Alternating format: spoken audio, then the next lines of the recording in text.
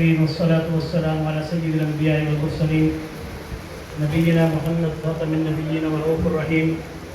وعلى آله وأصحابه وبارك وسلم تسليما كثيرا كثيرا أما بعد فأعوذ بالله من الشيطان الرجيم بسم الله الرحمن الرحيم ولأضلنهم ولأمنينهم ولآمرنهم فليبتكن آذان الأنعام ولآمرنهم فليغيرن خلق الله ومن يتخذ الشيطان وليا من دون الله فقد خسر خسرانا مبينا. سامعین کرام، واجب الاحترام علماء کرام، بزرگان دین، مختصر وقت میں کیونکہ آپ کے کھانے کا بھی وقت ہے اور نماز کا بھی وقت قریب ہے،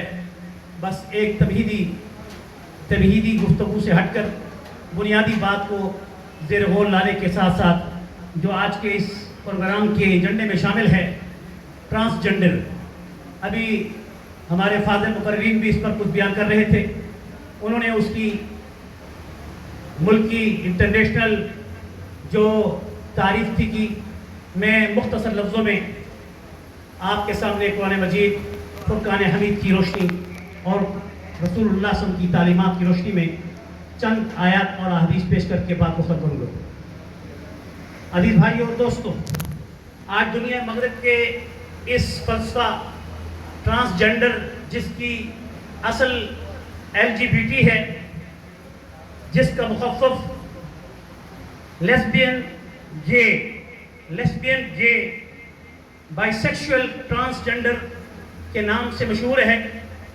اور اس قسم کی یہ غیر اخلاقی اور اخلاق باختہ یہ حد شروع سے یہود اور ہنود کا یہ شیوا رہی ہیں. لیکن افسوس اس بات پہ ہوتا ہے کہ اس ٹرانسجنڈر کے بل کو سب سے پہلے ہمارے مسلمان ممالک میں، جس میں کویت سر فہرست ہے، انہوں نے یہ بات سن کے آپ کو حیرت ہوگی کہ 24 اپریل 2004 کو، یہ تو بل تمہارا 2017 میں یہاں پاس ہوا ہے، 18 میں، اور یہ بل آپ کا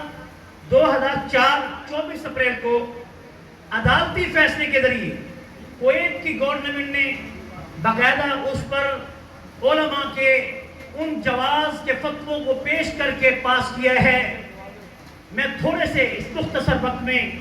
صرف ان کی ان 2-3 بنیادی باتوں کو کہ جس کی بنیاد پر انہوں نے اس بل کو پیش کیا تھا. انہوں نے کہا کہ جنس کی تبدیلی ایک مجبوری ہے، ایک معذوری ہے. دوسری ان کی وجہ یہ تھی کہ یہ ایسی ضرورت ہے